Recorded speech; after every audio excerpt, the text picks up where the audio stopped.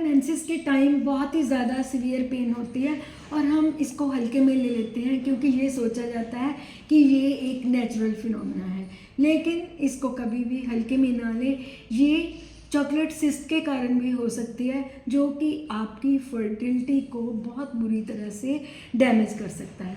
तो फ्रेंड्स, मैं डॉक्टर गार्गी कौर आज आपको चॉकलेट सिस्ट के बारे में पूरा बताऊंगी। कौन कौन से क्वेश्चन लोग करते हैं वो बताऊंगी, कौन से लक्षण होंगे, कौन सा ट्रीटमेंट होगा और इसके साथ में हम अपना प्रिवेंटिव मेजर कैसे लें ताकि हम इस बीमारी से अपने आप को पूर्णतः सुरक्षित रख सकें। तो सबसे पहले मैं आपको ये बताऊंगी कि चॉकलेट सिस्ट है क्या।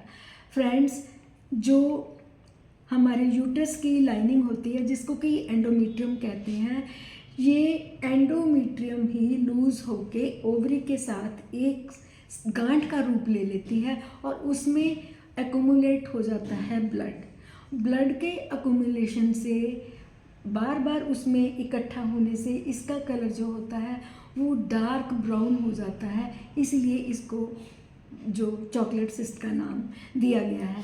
तो फ्रेंड्स, ये जो चीज़ है ये अल्टीमेट हमारी ओवरीज को डैमेज करती है और हमारी फर्टिलिटी के रेट को बहुत ज़्यादा कम कर देती है। तो सबसे पहले इसमें मैं बताऊंगी इसमें लक्षण कौन कौन से हैं।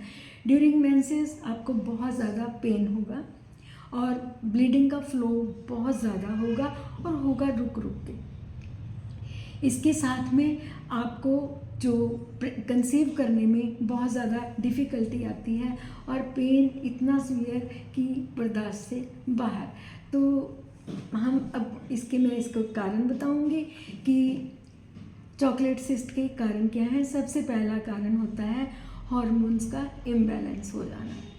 नंबर 2 पे ये मेंसेस का फ्लो जब रेट्रोजीनियस हो जाता है, मीन्स कुछ टाइम के लिए अंदर इकट्ठा हो जाता है, तो ये एक गांठ बन जाती है। उसके बाद में हमारी इम्यूनिटी वीक होती है और चौथा होता है जेनेटिक ये डिसऑर्डर के कारण भी हमने चॉकलेट सिस्ट के पेशेंट्स देखे हैं। तो क्वेश्चन पूछे जाते हैं हमसे कि मैम, क्या चॉकलेट सिस्ट ठीक हो जाता है और क्या हम कंसीव कर सकते हैं? तो मैं इतना ही बोलूँगी कि अगर चॉकलेट सिस्ट बन गया है तो इसको आपने हल्के में नहीं लेना, क्योंकि कंटिन्यू पीरियड्स के ब्लड्स के अक्यूमुलेट होने से ये गांठ बड़ी होती जाती है और ये ओवरी को करती है डैमेज। तो समय पे अगर डायग्नोसिस ले लिया जाए, अल्ट्रासाउंड करवा लिया जाए, तो हम इसको ऑपरेट करवा के ठीक भी कर सकते हैं और ये फिर हमारी फर्टिलिटी पे कोई बुरा असर नहीं डालती।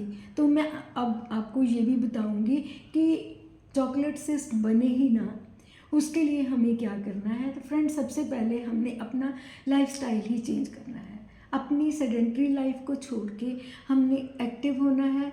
आसन में काइंडली गर्ल्स को भुजंग आसन जरूर करना चाहिए, उससे आपके जो पेल्विस के मसल हैं वो स्ट्रेच होते हैं, उससे वहाँ का फ्लो जो होता है वो प्रॉपर होता है और ये गांठ बनने नहीं पाती। नंबर 2 पे अपने हार्मोन्स को बैलेंस रखें। आप अपनी डाइट पे भी ज़रूर फोकस करें। 3 फैटी ओमेगा एसिड से युक्त जो डाइट है, यानी कि आपने नट्स और सीड्स का प्रयोग अपनी डाइट में ज़रूर करना है। ये हार्मोन्स को बैलेंस करने में बहुत ही सक्षम है। फास्ट फूड को नो बोलें और इसके साथ में आपने एक बैलेंस डाइट जिसमें शुगर ज़्यादा ना हो, प्रॉपर डाइट लेनी है। ज़्यादा कोई भी चीज़ नहीं, प्रॉपर से लेना। और साथ में आप वॉक भी कर सकती हैं अगर आप आसन वगैरह में नहीं करते। ध्यान और योगा ये आपके लिए बहुत ही बेनिफिशियल है। ये दोनों चीज़ें भी हार्मोन्स को करती हैं बैलेंस। तो एक गुड चीज़ आपको ज़रूर बताऊंगी कि अगर चॉकलेट सिस्ट का प्रॉपर टाइम पे मैनेजमेंट हो जाए तो आपकी प्रेगनेंसी में कोई बाधा नहीं होगी, यू कैन कंसीव। तो आज के लिए इतना ही। अगर आपका चॉकलेट सिस्ट से रिलेटेड कोई भी क्वेश्चन होगा तो आप मुझे पूछ सकते हैं, तो मैं आपको आंसर दूंगी। मैं मिलूंगी किसी और अच्छे टॉपिक के साथ जो कि वुमेन हेल्थ के साथ ही रिलेटेड होगा। Thank you very much for watching my video.